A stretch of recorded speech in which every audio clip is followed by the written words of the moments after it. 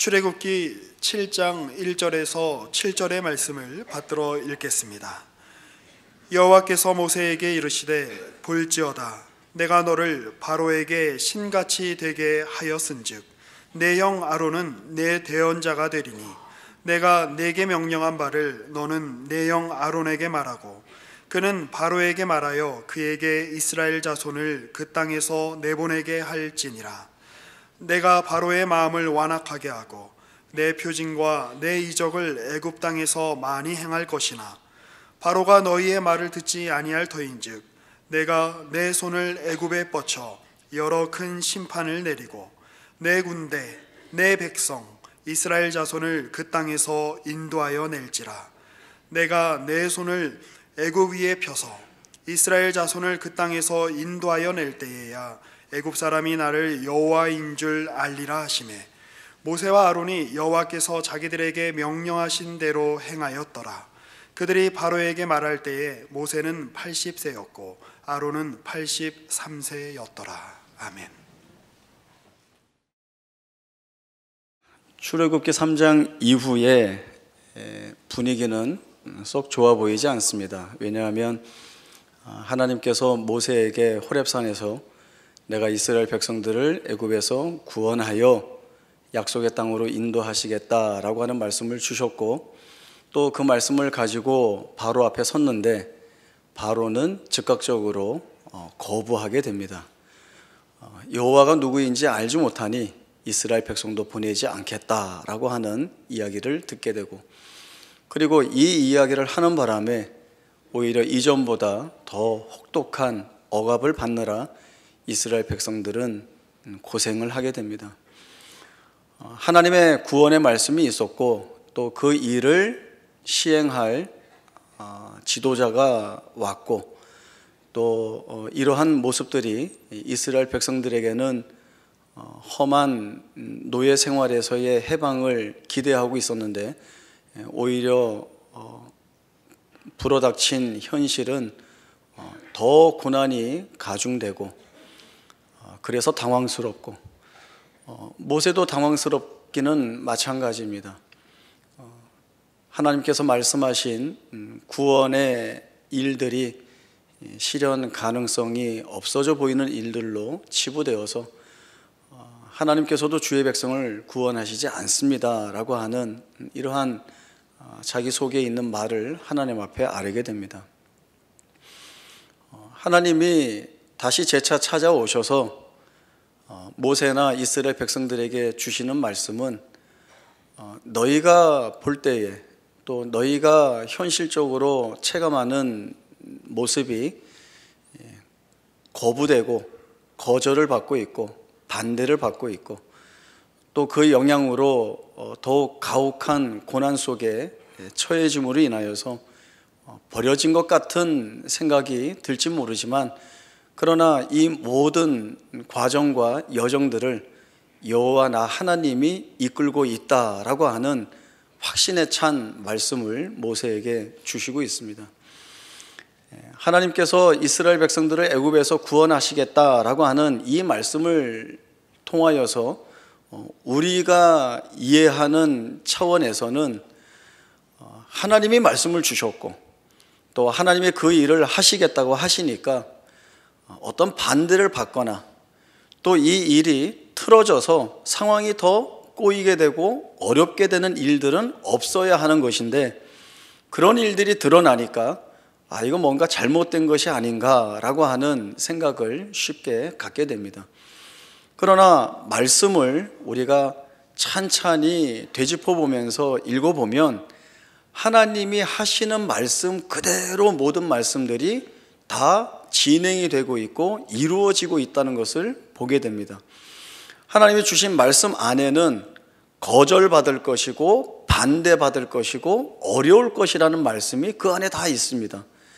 그리고 그러한 여정과 과정을 통하여서 하나님이 모세나 이스라엘 백성들에게 담고 계시는 목적들을 하나하나 이루어내시고 결국엔 하나님이 약속하신 것들을 부족함 없이 모자람 없이 다 이루어내시고야 마시는 하나님이신 것을 보게 하실 뜻이 이 하나님께 있는 것입니다.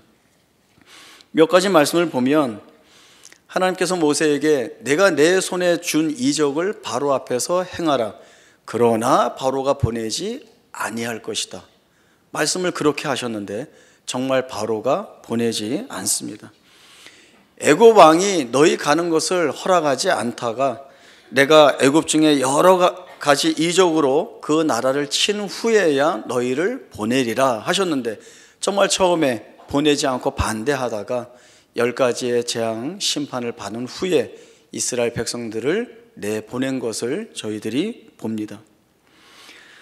우리가 성경 말씀을 보면서 놓치지 말아야 할 것이 있는데 그것은 바로 이것입니다. 하나님이 하시고자 하시는 일들이 결코 어떤 것으로 인하여서도 회방받지 못한다라고 하는 것입니다. 그리고 혹 우리 눈에 우리 심정적으로 그 일이 거절되거나 반대되고 또 더욱 힘들고 어려운 상황이 되어서 불가능해 보이는 지경에 처한다 할지라도 실제로는 하나님께서 결국에는 하나님이 원하시는 일들을 다 이루어내심으로 인하여서 하나님의 하나님 되심을 우리 앞에 세상 앞에 증거해 보이시는데 부족함이 없는 하나님으로 우리를 만나실 것이라는 이 사실이 끊임없이 성경 말씀이 우리에게 증거하고 있는 내용들입니다. 애굽에서 잘 살던 이스라엘 백성들이 요셉을 알지 못하는 왕조가 들어서면서 불행하게 되어 노예로 전락되게 됩니다. 그리고 그 노예의 삶은 우리가 충분히 본대로 혹독하고 힘들고 어려운 일들이었습니다. 구원의 소망이 잠깐 생기는 것 같았지만 또 그 길마저 막히는 것 같아 이전보다 더 큰 상심과 비참한 가운데 처한 것이 바로 이스라엘의 현실입니다. 그것이 잘못됐는가라고 할 때 성경은 그렇지 않다라고 말씀하죠. 왜냐하면 창세기 15장에서 하나님은 이미 아브라함에게 이같이 일어날 모든 일들에 대한 말씀을 주셨기 때문에 그렇습니다. 여호와께서 아브라함에게 이르시되 너는 반드시 알라. 내 자손이 이방에서 객이 되어 그들을 섬기겠고 그들은 400년 동안 내 자손을 괴롭히리니 그들이 섬기는 나라를 내가 징벌할지며 그 후에 내 자손이 큰 재물을 이끌고 나오리라. 이 말씀 안에는 이스라엘 백성들이 겪어야 하는 고초나 고난들이 분명히 언급이 되었습니다. 기간까지도 말씀을 해 주시고 있습니다.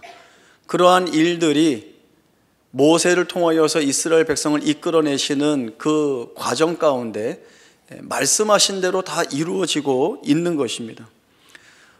그러나 앞에서도 말씀드렸듯이 하나님이 무슨 구원을 행하신다, 하나님이 어떤 역사적인 일을 행하신다라고 하면 우리가 가지고 있는 생각에는 무의식적으로 어떤 반대를 받고 뭐가 힘들어서 어려움을 겪고 하는 일들은 없어야 된다라고 하는 그러한 생각을 가지고 있습니다.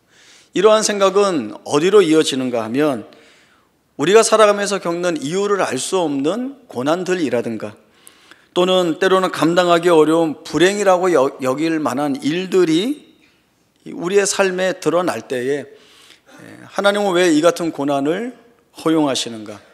하나님은 우리가 힘겹게 맞닥뜨리는 이러한 불행들을 왜 막아주시지 않는가라고 하는 질문이 의심 속에 하나님 앞에 드릴 수밖에 없게 되는 것입니다. 그리고 하나님이 이 안에 어떤 목적이나 뜻을 담고 계시다는 것이 정말일까라고 하는 그러한 물음이 우리 가운데에서 끊임없이 솟아납니다.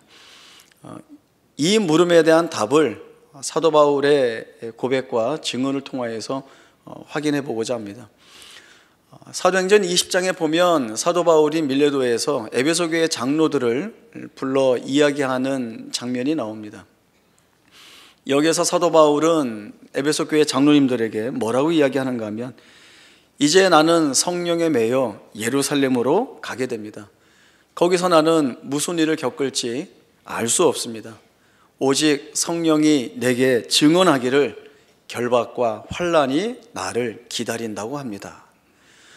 이 말을 들은 에베소 교회 장로님들은 만류를 하겠죠. 그러나 사도 바울은 그 만류를 뒤로 하고 이제는 다시 보지 못할 것이다 라고 하는 말을 하게 됩니다. 이제는 다시 보지 못한다는 말 때문에 서로 울며 기도하고 헤어지게 됩니다. 그리고 사도행전 21장에 넘어가게 되면 사도 바울이 두로에서 한 제자의 집에 이래 동안 머물게 되는데, 그때 그 제자가 성령에 감동되어서 사도 바울에게 하는 이야기가 무엇인가 하면 예루살렘에 올라가지 말라는 권함이었습니다. 그리고 이어서 또 하나의 이야기가 나옵니다. 이 말씀은 저희가 함께 보겠습니다. 사도행전 21장 7절에서 14절까지의 말씀입니다. 신약 성경 224쪽 사도행전 21장 7절에서 14절까지의 말씀 제가 읽겠습니다. 사도행전 21장 7절입니다. 두로를 떠나 항해를 다 마치고 돌레마이에 이르러 형제들에게 안부를 묻고 그들과 함께 하루를 있다가 이튿날 떠나 가이사랴에 이르러 7 집사 중 하나인 전도자 빌립의 집에 들어가서 머무르니라. 그에게 딸 넷이 있으니 처녀로 예언하는 자라. 여러 날 머물러 있더니 아가보라 하는 한 선지자가 유대로부터 내려와 우리에게 와서 바울의 띠를 가져다가 자기 수족을 잡아매고 말하기를 성령이 말씀하시되 예루살렘에서 유대인들이 이같이 이 띠 임자를 결박하여 이방인의 손에 넘겨주리라 하거늘 우리가 그 말을 듣고 그곳 사람들과 더불어 바울에게 예루살렘으로 올라가지 말라 고나니 바울이 대답하되 여러분이 어찌하여 울어 내 마음을 상하게 하느냐.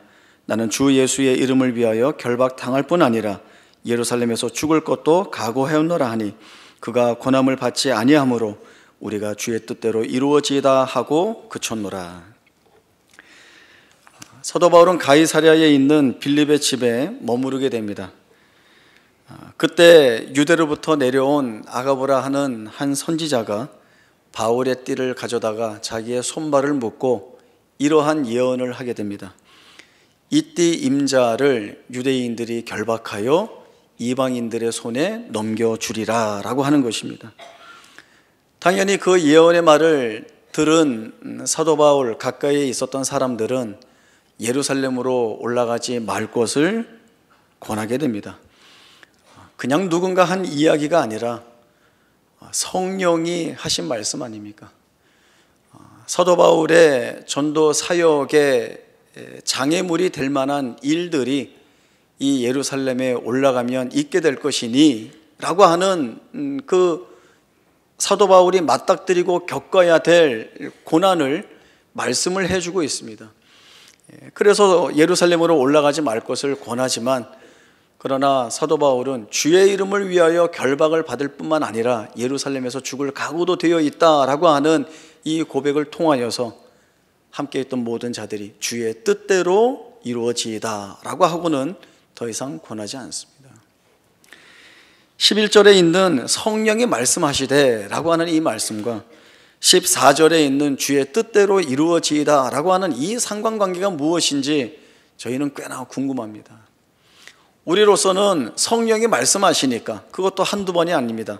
계속 앞서 나오는 말씀들이 나는 성령에 매여 성령이 내게 증언하여 성령의 감동으로 성령이 말씀하시되 이렇게 반복되어 성령이 주시는 말씀이기 때문에 이것은 피해야 맞는 것이 아닌가. 사도 바울이 오히려 지혜롭지 못하게 고집을 부리고 있는 것이 아닌가라고 생각을 하는데, 주의 뜻대로 이루어지이다 라고 하고 사도 바울의 그 결심에 따라 예루살렘으로 올라가도록 허용하는 것이 과연 무엇일까라고 하는 생각들이 듭니다. 사도 바울이 하나님으로부터 어떻게 부름을 받았는가라고 하는 내용을 추적해 들어가면 이 답을 저희가 찾아볼 수 있게 됩니다. 사도행전 9장에 보면 다메섹 도상에서 사울이 부활하신 예수님을 만나는 장면이 나옵니다. 사도 바울이 예수님을 찾은 것이 아니라 예수님이 일방적으로 이 사울을 찾아오셔서 사울아 사울아 네가 왜 나를 박해하느냐라고 물으시고 주여 누구십니까? 나는 네가 박해하는 예수라 라고 하는 말씀을 주십니다. 그리고 눈이 가리워 다메섹 도시에 들어가 있는데 하나님께서 아나니아를 보내시면서 장차 이 사도 바울에게 하나님이 주신 사명이 무엇이며 그 사명이 무엇으로 증명이 되고 채워지는가에 대한 말씀을 주십니다. 그것이 사도행전 9장 15절과 16절의 말씀입니다.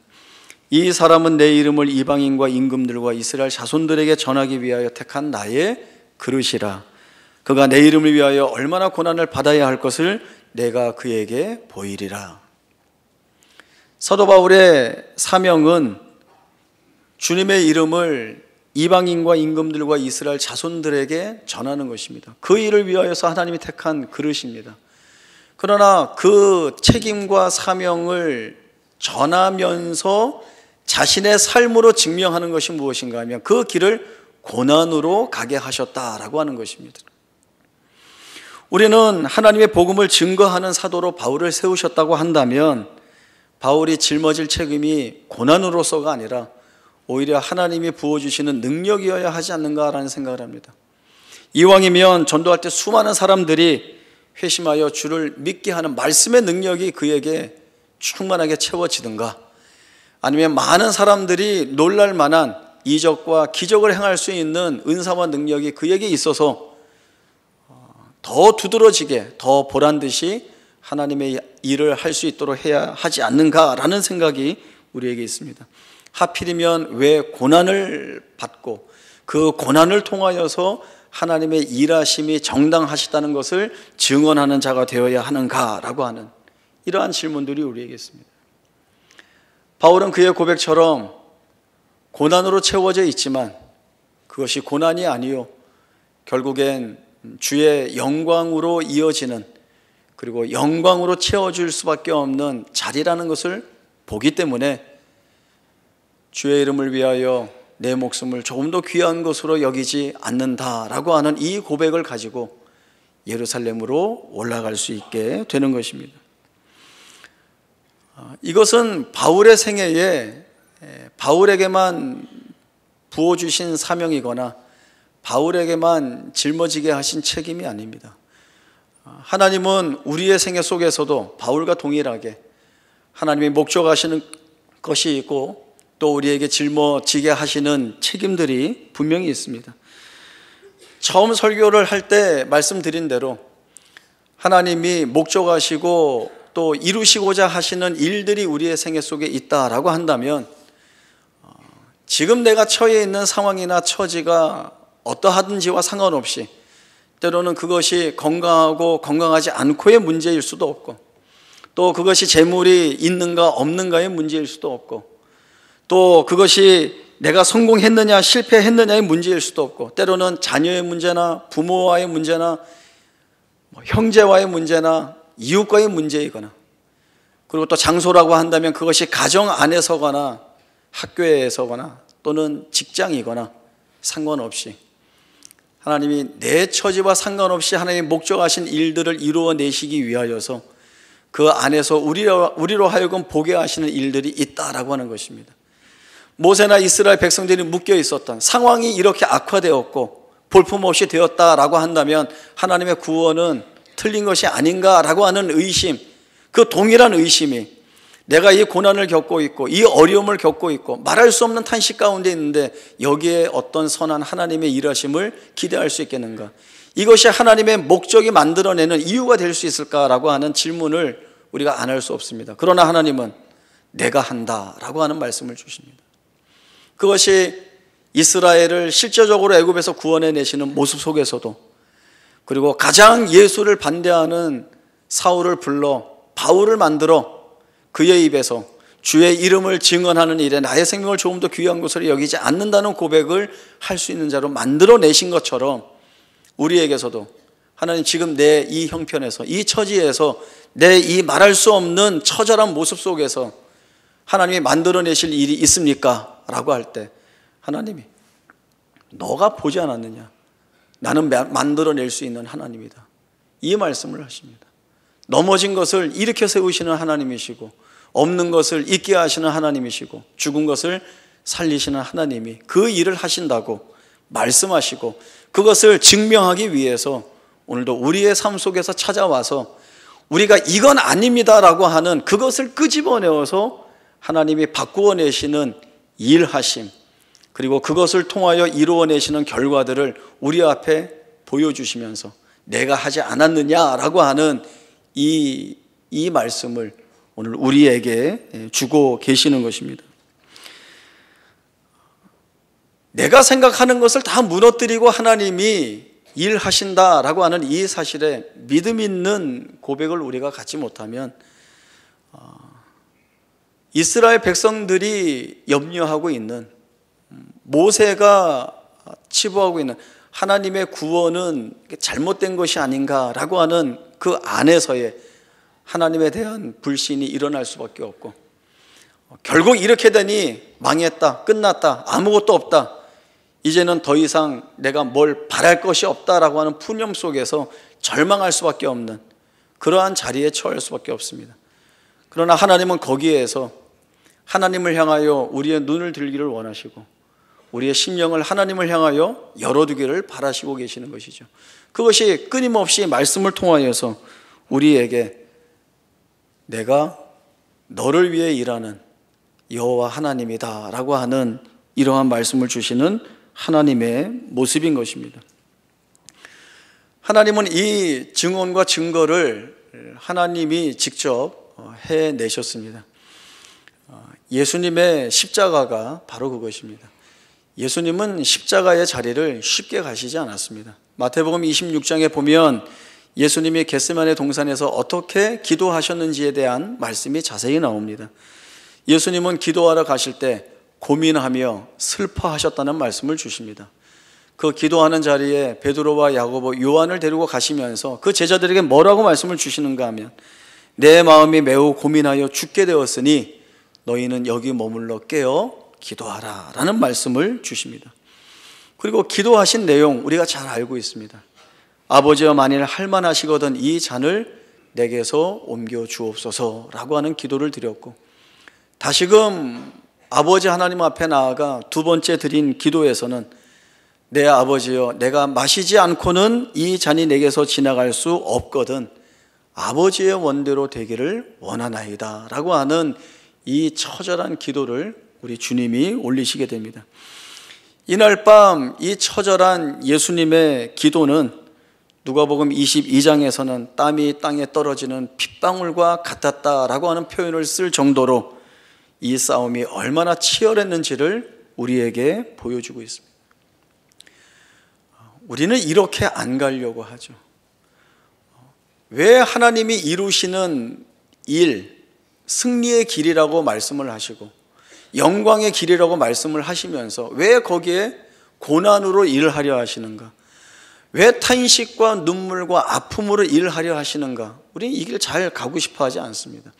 우리가 원하는 이스라엘의 애굽에서의 구원은 모세가 바로 앞에 섰을 때 바로가 하나님의 사람이 왔구나, 이 게임은 끝났다 이렇게 얘기하고, 모세가 한마디도 하지 않았는데 하나님의 백성 이스라엘을 데리고 애굽에서 나가십시오 이렇게 항복을 하거나, 번거롭게 10가지의 재앙도 필요 없이 나일 강가에서 그 강물이 피로 변하는 것 하나의 모습만 보고도 바로가 항복하게 되는 것, 그리고 광야 40년 헤매지 않고 젖과 꿀이 흐르는 가나안 땅으로 곧장 올라가는 것, 그리고 그 땅에 올라가서 피 터지게 싸우는 정복 전쟁이 아니라 알아서들 다 물러가서 싸우는 것도 없이 피 흘리는 것도 없이 그저 그 비어있는 좋은 땅에서 아무 고민 없이 어려움 없이 불행한 일 없이 그저 잘 먹고 잘 사는 것, 영원토록 잘 사는 것, 그것이 이스라엘 백성들이 그렇게 갔으면 좋겠다.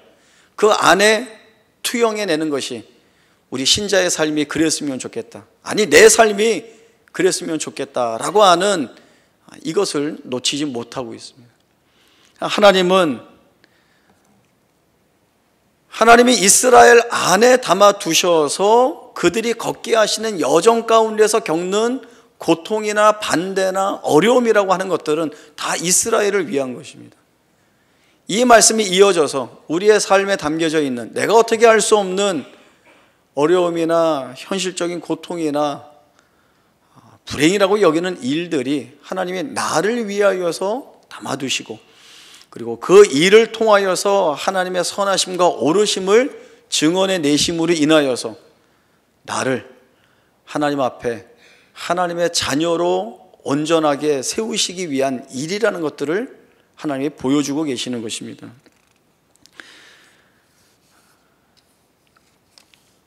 바로가 단번에 이스라엘을 내보내지 않고 또 재앙도 10번이나 겪어야 했던 것은 하나님이 모세와 이스라엘 백성에게, 그리고 바로와 애굽 백성들에게 이 하나님이 온 우주의 유일하신 참 하나님이신 것을 보게 하시려는 이유가 그 안에 담겨 있는 것입니다. 광야 40년의 세월도 마찬가지입니다.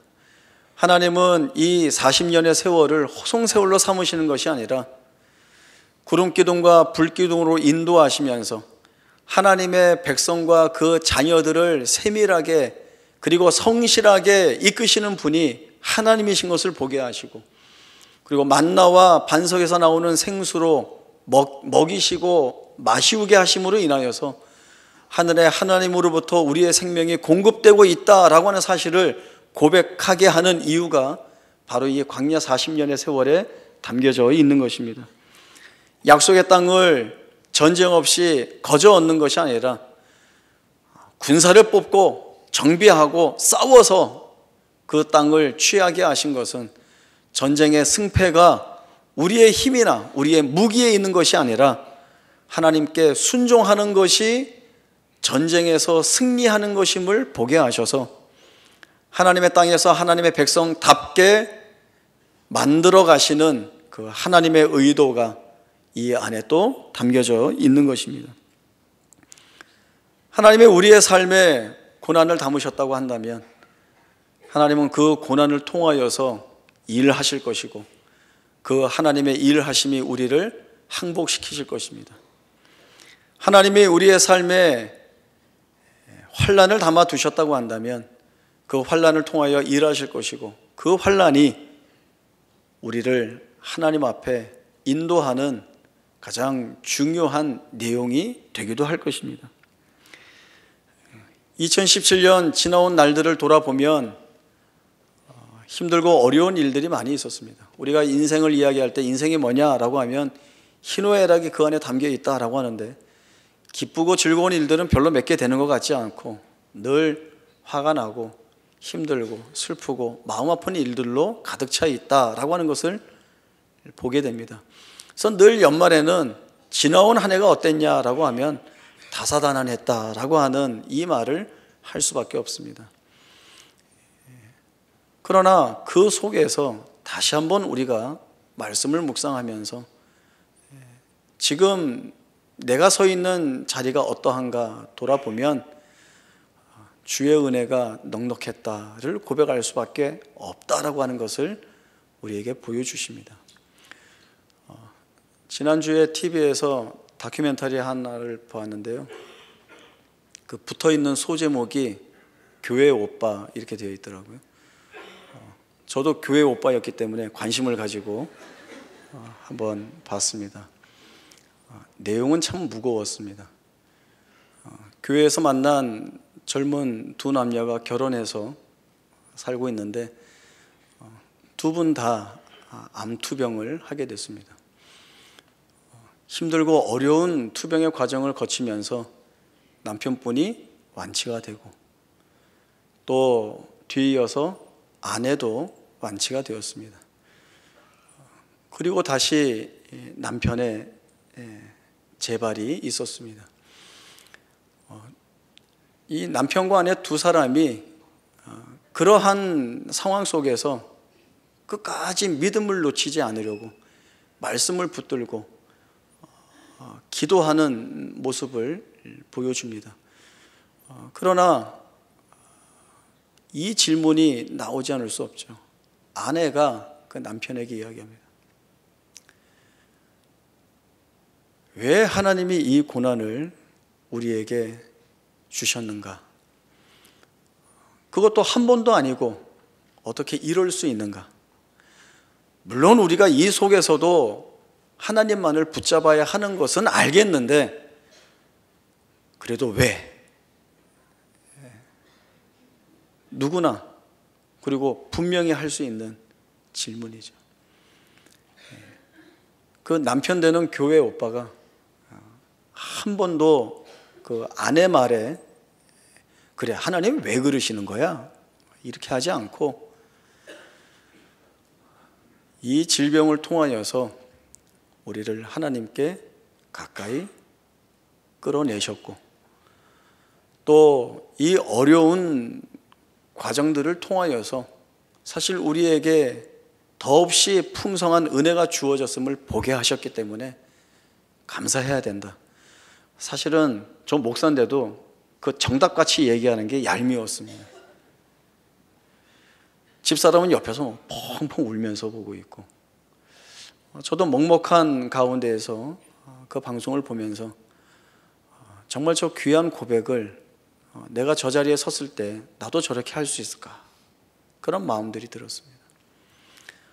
그 남편분이 그 여러 환우들이 모인 자리에서 한 이야기가 기억에 남습니다. 자기는 하나님 앞에서 손익계산서를 늘 쓴답니다. 무엇이 마이너스였는지, 무엇이 플러스였는지, 그리고 다 따져본다는 거죠. 이건 이래서 마이너스였고 안 좋았고, 또 이건 이래서 플러스였고 좋았고, 이렇게 따져보니까 늘 결론은 남았다라고 하는 것입니다. 하나님의 은혜가 플러스였다라고 하는 것. 그래서 나는 감사할 수밖에 없다라고 하는 고백을 하고 있습니다.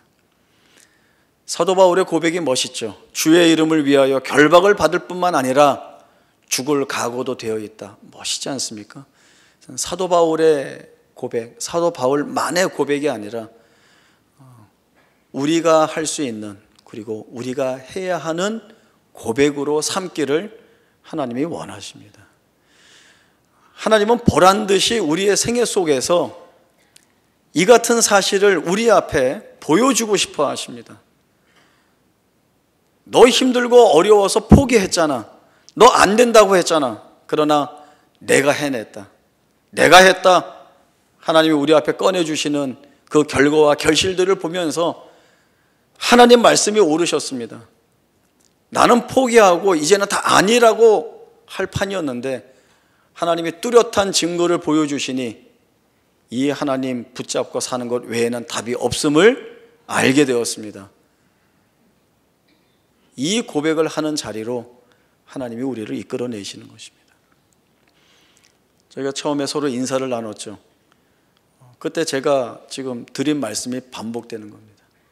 힘들고 어려운 시간들을 저희들이 살아왔지만 우리가 말씀이 주어졌고, 또 그 말씀을 붙잡고 살기 위해서 몸부림쳤고 애썼고, 또 내가 할 수 없을 때에 하나님 은혜 주십사 하고 기도로 매달릴 때 하나님이 은혜 주셔서 오늘 우리 모두가 이 자리에 섰습니다.